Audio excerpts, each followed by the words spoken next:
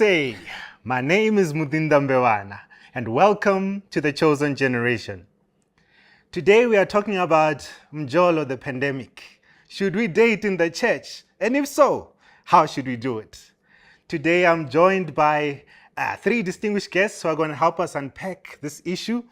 First, I'm joined by the twins, because there's courtship and dating. So yeah, we have Lunga and Linda Hoji, right? And we also have in our midst Joy Lupia, who will also help us unpack this issue. But don't feel like we're leaving you behind. You can also have your say on this issue. The hashtag is TCG on SID. Let us know what you think about this issue. It's now time to get into the conversation.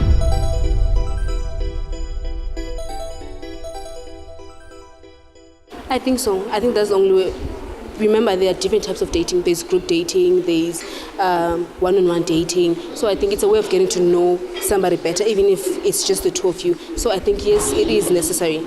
That is, so within an Adventist context, finding a partner who is firm in the Adventist faith and identifies as an Adventist. Good dating is obviously doing things the way the Bible tells us to do it. If you're going to date somebody, you can't touch somebody or do any other thing if you guys are not married. And then the bad of dating, I think, is doing what we shouldn't be doing, the wrong things, like fornication, all the other adultery, all the other things.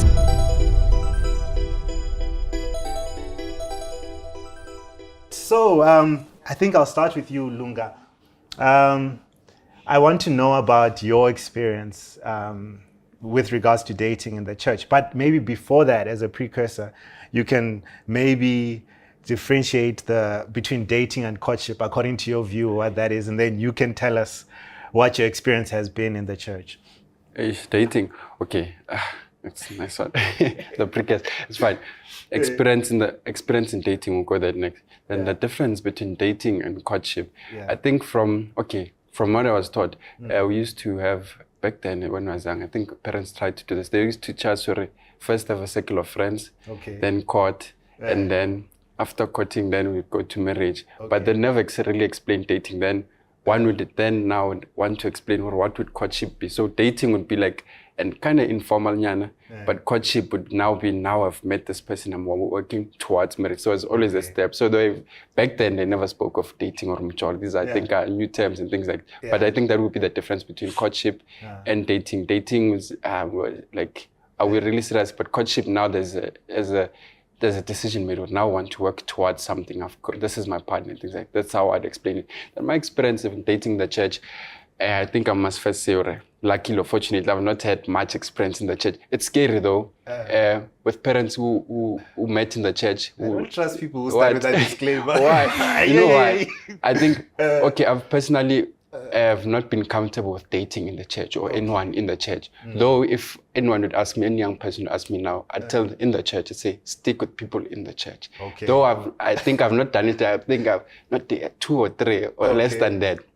But it's strange. I've had parents in the church who are now married for over 30 years, and they started courtship in the church, got married and everything like that. But why you ask me, why have I not done it? I think my experiences have been fun.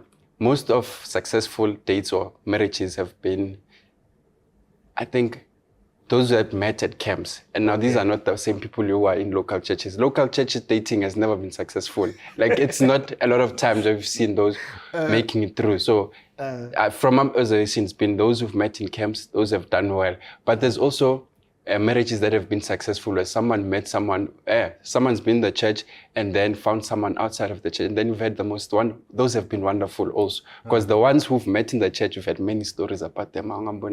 It's the ones who went and found a partner outside, those have been also inspirational. Because why also am I saying that you've always learned, or in the church you're taught, don't be unequally. So you see, you're going very deep, but we're coming there. I just want to put in Joy here. Joy. Joy, I need you to speak about the process. As you see it from your perspective, what is the process that should be followed in the ideas? No, you know what I've seen anyway is young people tend to follow what they've learned outside of the church. Okay. You know, there are prescriptions. We're taught how to do certain things, but anyway, the current generation doesn't really follow that line of suggestions. You know, they will ask each other out, and they will go out and meet and do all sorts of things, just how they've seen it done in the world. Okay. You know, or what they've seen in the movies, and that is what's informing a lot of young people. So you don't see any difference between how it's done outside and how it's done in the church? I've seen a few people try the church way, and then the general population just does what everybody else is doing. What is this church way that you're talking about? The courtship, like he explained, okay. you know, where it's like you when you go public with your relationship, it's like we're heading toward marriage. This is an official thing, and people know about it, and people respect that. You know, mostly what I've seen is where it's kind of hush hush, like it's like a secret everybody knows when you're dating, and it doesn't seem that formal. It just seems like you two are trying to get to know each other. You know what dating looks like. It's different when you see courting, because it seems more serious. There's a seriousness to it that you just have to respect, even if you don't know the people that well. It seems more committed. It seems more reverent, if I can use that word. I don't think I should use that word, but there seems to be a difference, anyway, in my opinion, between people that I know that are dating in church and people that are courting in church. There's a marked difference that I've noticed, anyway. So maybe Linda, I can bring you in here. Nobody wants to speak about. I guess you guys have a modern view of dating, but and courtship, but traditionally there was always an involvement of pastoral counsel. What are your views on that? Should we have pastors who come and pray for you before the date and they give approval? Stay away from this young lady. What is your view on that? I hear you. So it's basically two questions. Should pastors be involved? Should they give approval? I think firstly, to protect the ministry, I should first say pastors ideally should be custodians of our theology, like of our Adventism. When we look at them, we should find advice about anything. When they've done it right, we should pick up from them. I haven't answered the question yet, but I'm protecting them and their work. So to say that pastors should be involved or should not be involved is a tricky question. It's a yes or no.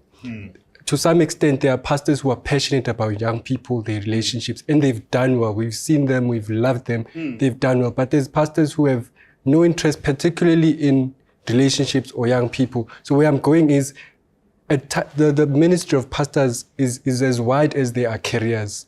If we say pastors should be involved, now we are building the pastor that has no passion in ministry to now crash people's relations because he has no passion, but you are adding to his scope of work. So not all of them should be involved. I think that should be my disclaimer. Those that have passion. So, but the question seeks to ask that should we have advisors? Yes, it is important when we go into relationships, like anything in life, to always have somebody to look up to.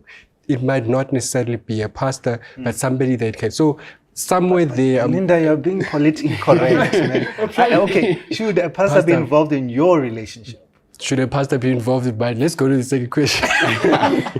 Should pastors give approval of relationship? Let me make an example now. Right. Adam had not sinned in the Garden of Eden. So at that point, although we assume he was the most intelligent person at that point, but God does not give him the right to choose a wife, but he was well enough to intelligence had no sin, but God does not give him the right to choose a wife. In that regard, I would say if pastors were at that level, they should come in as like Christ, choose a wife for Adam. But we are in a sinful world. God could not. It's a bit tricky where I'm trying to go, but I don't think pastors should then be allowed to choose for his wives like God did. Because now, unlike Adam only had one choice, which was Eve. For us, it's a bit tricky. The choices are wider. So if we stick to Adam's choice, it might not be my choice. So I would Not. Hey. So, I think very tricky. Very so, tricky one. So it's a yes or no for me. Basically. At that note, let's go for a break. You know what? We're gonna unpack this issue a little bit more after the break. You can interact with us on TCG, on SID. That's the hashtag. Let us know what you think. Perhaps you can even share your dating stories with us. Don't go away. We'll be right back.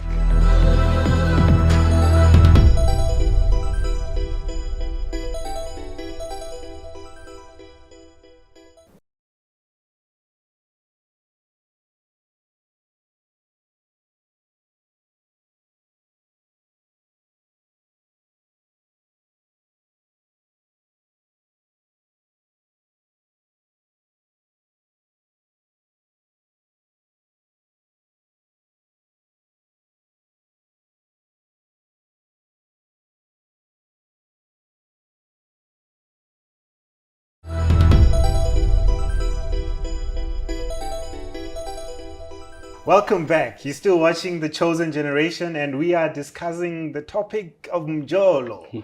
You can share your views with us. The hashtag is TCG on SID. Let's go into the discussion. I think the first person that I'm going to start with, I'll start with you, Lunga. Yes. Do you think there is pressure on Christian young people to date the quote-unquote biblical way? Okay, I think there is the pressure, yes or no? I think there is pressure, but I think the times we live in has made things so much different. Back then, there's always that thing, or what will the family say, or what are the church members saying? But now we live in a time where we are concerned what they say, but we've been taught to do what suits you, like what you feel is right. Now we're in a space where how you feel, or your decisions are yours alone, and things like that. So now, if we would agree with there is pressure, we can agree with pressure is slightly lower than it was before, like, because now we're young people who make our own decisions and things like that. But pressure was mostly on what people think. Will the society approve of this person, or am I moving out of what I was taught and things like that? But now it's not that much. You know, you must marry now and things like that. I think we're more liberal these days than prior. Yeah? So there's not a lot of pressure than before. I think Joy Lunga speaks about how society now is about how I feel and what works for me and stuff like that. And I think that's a perfect setup for the question I'm going to ask you. And I mean, simply, should we therefore then look out of ourselves and pray for our partners? Do you believe that I need to pray? Even for things like how he must look, his build, or even for a partner, just having a partner. What is your view on that as a process that young people should follow?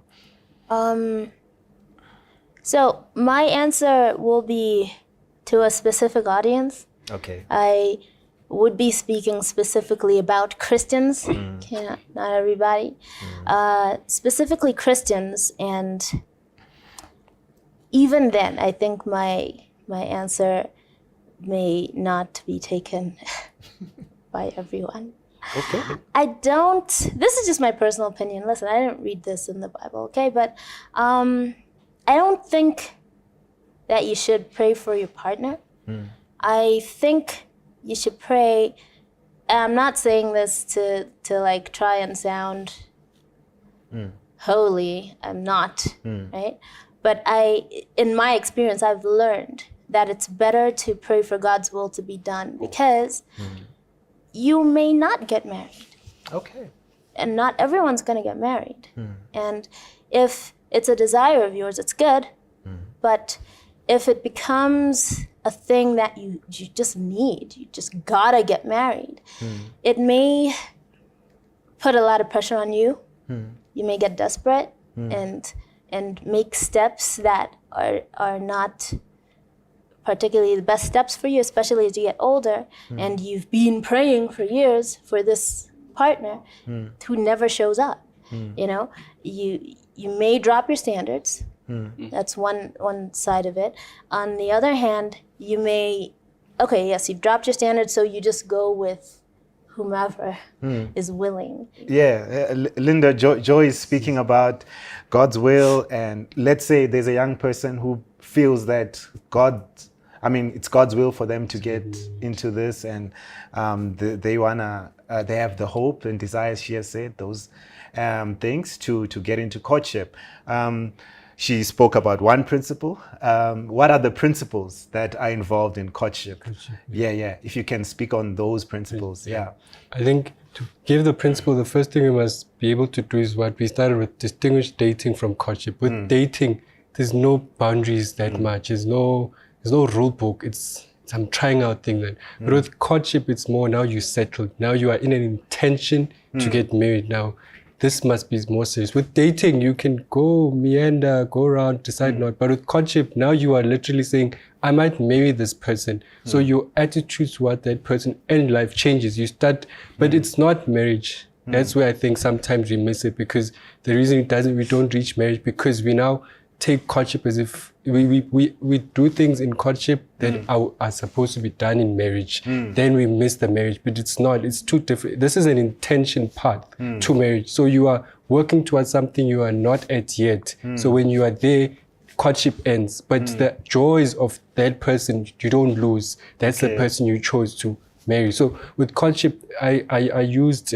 Adventist Home, chapter 7, 8, and for the principles. They mention things like spending midnight, like night times together. Those things don't make sense to us because we chat. We've been chatting from Mixit. We had problems when WhatsApp was down. But those things are, I used to have a problem with WhatsApp because you are easily accessible. That's my challenge. But there are many other things that come with just being up the whole night with someone. You lose focus in life. You lose the sense of, like, everything is too casual. When you get to courtship, your casualness ends. You must be more serious. So having to announce your relation, that's another point that comes up, where you now tell your parents, this is you don't hide.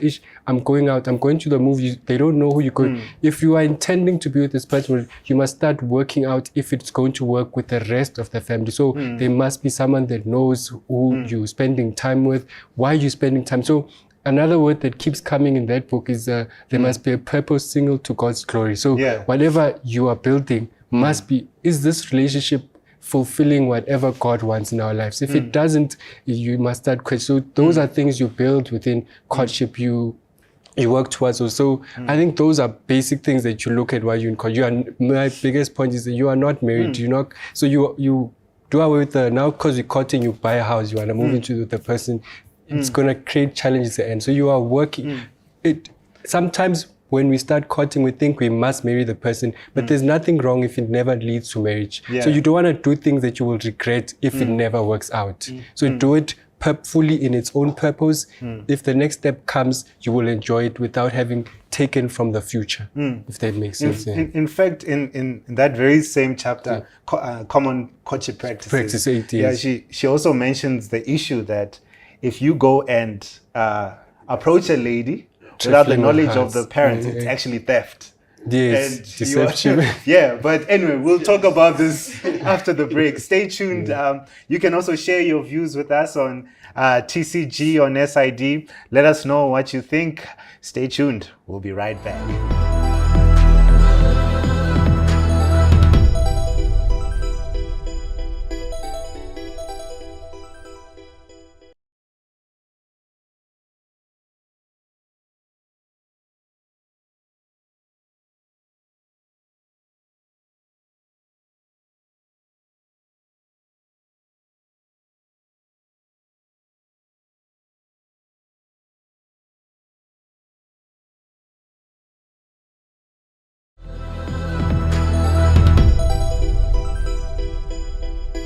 Welcome back to The Chosen Generation. We are still talking about Mjolo, and you can also share your views with us. The hashtag is TCG on SID. Let us know what your experience is. Back to the discussion at hand. I will start with you, Lunga, on this last segment. There's the issue of intimacy. And knowing each other, sexual intimacy and stuff like that. Are you of the view that there should be or if you like, that intimacy is a essential part in the relationship, that it makes a relationship better, and that we must engage in that in the process of dating or in the experience of dating? Yeah, I think first there's that understanding, if we engage or are intimate, like engage in sexual activity, we become closer and understand the person. But I think there's also that understanding first. But then the question, should we engage in such? I think it's clear, like the answer can't be yes or no. It's a no. Which I think personally, if anyone quotes me on this, I think we should not engage in sexual activities while we're courting or before marriage. Why? I think earlier on we spoke of how you start stealing fruits of the future while you're here. What happens now? Maybe I'm not being realistic, but it happens. You're with this person all the time. I think that's where the challenge starts. Now you've started spending time with this person, and okay, there are many factors you can blame. There's how we're raised in society, and some things are hidden away. And the time when I'm older and then I discover these things, or I don't discover, like some things when I discover them, now I want to engage in them. Or there's so much that our society, or not society per se, but there's so much, like growing up, I could be taught like carpentry skills or things like that in my small environment, that when I'm older, I know there's so much I can do, and then I don't rush it. Maybe but let's bring it back to a relationship setup. I think I think the purpose of initiating the relationship should always be clear. Okay. I think if that's lost, then you find yourself losing activities you can do, because you're always chasing, what can we do? We've been skydiving, we've done 1, 2, 3. And now you find yourself, your list is running out. And then what's going to happen next? Then realize, okay, this is what we've not done. So I think those are other things. When we've both been in this, when decided we're doing this, we should not then have a list of things to do. But we were always wanting, okay, the target is to get to marriage. And when we get to marriage, and then maybe one of the things accompanied with marriage or sealed with marriage can be sexual intimacy. But when we've decided, okay, we're in this thing, we're moving towards this. But basically what you're saying is that there shouldn't be any word or deed that will bring dishonor to God, basically. Thank you. Yeah, all right, fine. Joy, maybe I should bring you in here. You spoke about this a little bit more, earlier, but I just want to get more on this view or this expectation that I'm going to get married and that I must get married. Why do you think that is a wrong view to have, that marriage is a process of life that will happen for everyone? Look, it is a natural part of life. Okay. From marriage comes procreation. You don't have to be married to procreate, but generally speaking, humanity has done well in family settings, and those historically have been marriage settings, So you get married, you have a family, the family grows, your kids get married, then, and then it's a family. And then, but I think the church specifically got really preoccupied at some point with the idea of getting married at the expense of being single. Right? It's good to be married, right? But the Bible also Paul also speaks about being single, and in one of his letters, he speaks about wishing that everyone would stay single so that the gospel could be preached, because there's a certain freedom that you get from being single, where you can, if you wake up one day and it's impressed upon your heart by God to get up and go to some place and do some work for him. It's a lot easier to do that when you're single. If you're married and you have a family, it's a good thing, it's a gift from God, but it limits your movement in terms of just going places, people can do that if they have the finances to uproot their entire family, but you got to remember, your family also have lives outside of your life. So if you're ready to go someplace and they're not, it'll affect them somehow. Becomes a problem. Maybe I should bring you in here, Linda. I want to transpose this conversation and bring another aspect. What are your views? Should we be allowed to date people from other denominations? Well, when I was leading the students in a STASM setting, I always used to say, we should not be equally yoked. The response always comes unequally yoked. Yes, thank you. Then the response comes, we've seen other people where it's been successful and the partners join the church, and this could be another form of church growth. And I still say to them, we should not go in that direction. Because as a church, we know what happens when you break up with a fellow Adventist. You both grow up in the same tenets of faith. So if he decides to go otherwise, he's being tells him he's losing it. You don't need to explain why you are in this particular faith. Now, when you go to a person of another denomination, I'm not saying it won't work, but what I'm saying is the foundations of your faith are a bit different. So you might not see God in the same light. Your ways of dealing with problems, I think the two major things that keep relationships going or that kill relationships: communication, conflict resolution. If you have a relationship that has those two things going very well, you guys are good to go. But if you've challenged to deal with those two things, the relationship doesn't exist. So if you are from different denominations, the way you communicate is built from different tenets. The way you solve conflicts is from different viewpoints. So already your foundation is at a disadvantage. I'm not saying it won't work. What I'm saying is it is better. We have a way to help when it fails in-house. Out-house, you will create new problems that we must still research. So for your own sake, let's keep it in. When the evangelism program has worked external and the member is now ours, it's safer for you. So Okay. I think that's where my response is. All right. Wow. Look, we've run out of time. And we haven't even started to discuss what we wanted to, but it's okay. I'd like to thank you for availing yourself for this discussion. I really thoroughly enjoyed it. Thank you so much. And perhaps to our viewers at home, we like to thank you for inviting us into your space, and we hope that we will see you again in the coming up shows. And maybe a final word. You know, like the pandemic that is going on, we ought to take personal protective steps so that we don't get infected. And similarly, even with the pandemic of Mjolo, we also need to protect ourselves. And the word says we need to guard our hearts diligently.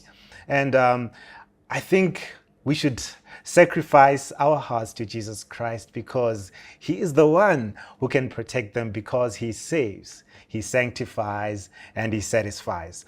Don't forget to share your comments with us. The hashtag is still TCG on SID. Let us know what you think, and also subscribe to our YouTube channel. It is the SID Media on YouTube. And yeah, that's it for today. Really enjoyed having you with us, and from me and the team, goodbye. See you next week.